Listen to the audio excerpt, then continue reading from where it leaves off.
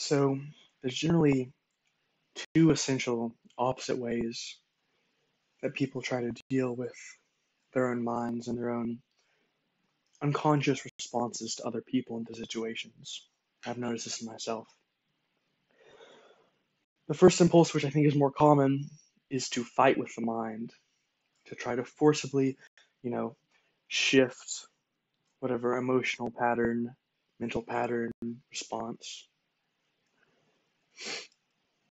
And this does work sometimes, but it puts people into a constant state of tension because they're always fighting with themselves. And it ultimately burns up their energy. The other option, which might be more common among sort of spiritual people, although I'm going to make the claim that's equally as bad, both of these are equally unnecessary, is to surrender to whatever unconscious impulses, thoughts, reactions. Just let them to flow out.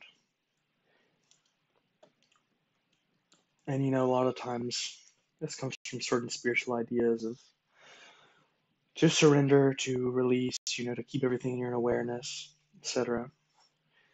But the issue with this is, of course, that you no longer have control. You're no longer an active agent in your own life. You've sort of given in and surrendered, and you just allow whatever programming to run. And so I see that both of these issues are problematic, and they're problematic for one fundamental reason, and that is that they're actually based on a fundamental illusion or hallucination, which is the fact of a divided self, a divided psyche. In both cases of either trying to dominate the mind or surrender to the mind, you're essentially viewing your actions, both mental and physical actions, as something which is separate from yourself. And once you view something as separate from yourself, all you can do is either fight with it or submit to it. You can't truly change it. And so people divide themselves in this way, seeing, feeling, saying, these negative thoughts, these negative responses, these negative emotions are not me. But if you notice, they're much less likely to say that these positive emotions, positive thoughts, positive experiences are not me. And so if you look at it, this is just a very basic kind of delusion. And so once you see these things as foreign from yourself, it's constantly going to be a struggle with yourself. And you're constantly going to lose that struggle because the one ideal that you're going to hold up is going to be so much weaker than all the other stuff that's inside of you.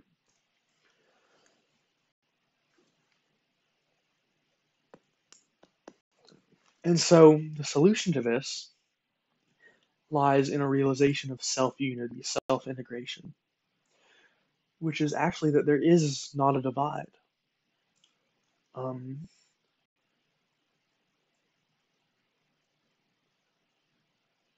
That a good way to look at this is that every single thing that you experience, every single thing that you have ever experienced, everything that you do experience, is touched by your consciousness.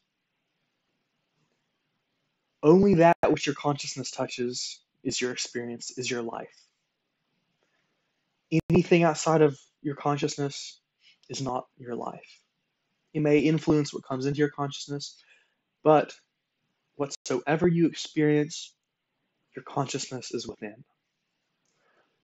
And so this points to the fact that ultimately there is no division, that we are unified within ourselves, we are integrated, and that the reality is the self is single. You're an individual. You're not a bunch of different beings. That reality of unity is the reality of the inner self. And so then acting from that understanding is very good, very much more peaceful because you're not fighting yourself.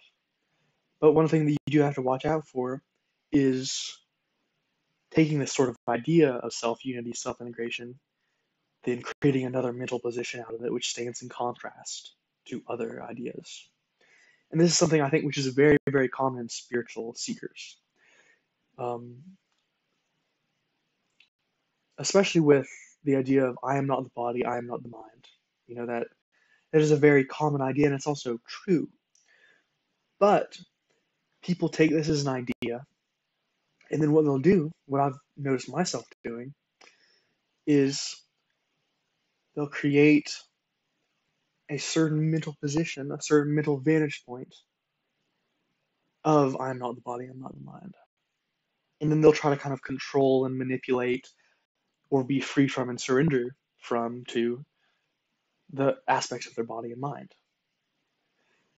But this is actually just a retraction. This is not embodiment. This is not completion. This is a retraction. And also, it is just another aspect of mind, because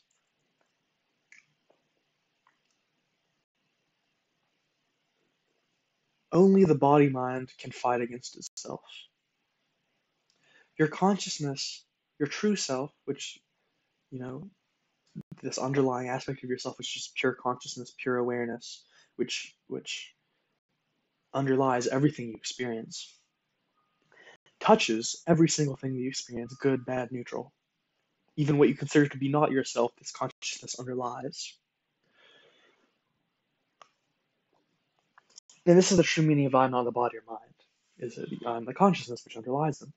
But people take this, and then they create a certain mental vantage point, and then they exist in resistance to the rest of their body and mind.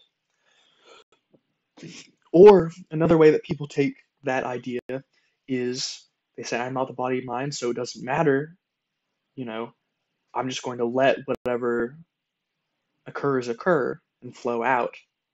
And both of these are just fallacies, and both of them either create tension or just take away your ability to create your own life.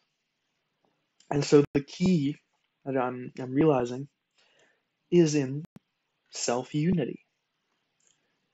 That you simply act out of your own self. And it's very, very simple and very, very obvious and very, very natural.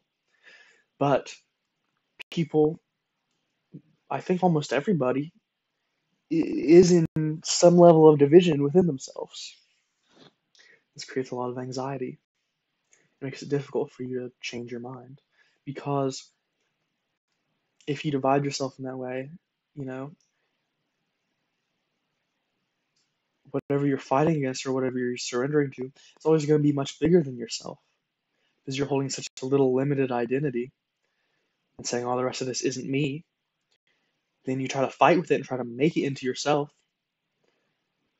You're always going to lose, because the aspects of yourself which you reject or repress are much larger than those which you identify with. So the only way to, I think the best way to live is to claim everything as yourself, because it is all yourself. Your consciousness underlies all of that. And you'll notice that consciousness and will, consciousness and action, are inherently tied together. The more conscious you are, the more you can act, willfully. And also, wherever your consciousness goes, it's there that you can act. Wherever your consciousness is not, you cannot willfully, consciously act there.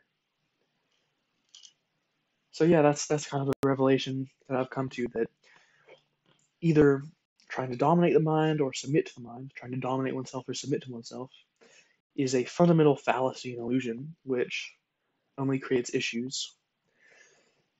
And that we are inherently integrated with our own selves. So yes,